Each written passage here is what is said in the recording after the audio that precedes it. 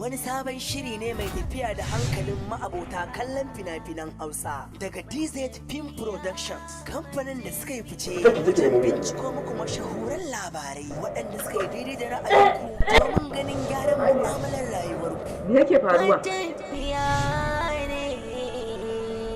Irin soyayyar da kike yi masa ce ta ɗara irin soyayyar da kike min bayan ni ne ubanki na ke.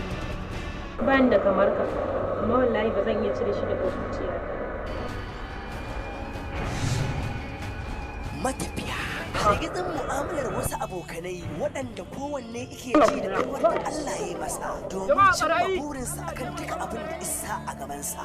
Matafiya shirin yanci da sauran fina-finan da kuka saba kalla. Domin kallon wannan shirin a duk lokacin da aka dora a tashar Matafiya Hausa TV a duk ranakun Laraba da misalin karfe 8 na dare.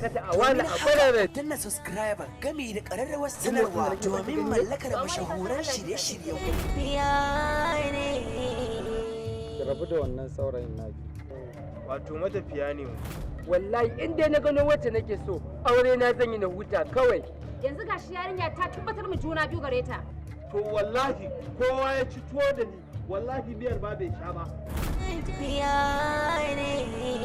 Kar ku manta Matafiya Hausa TV. Matafiya ne.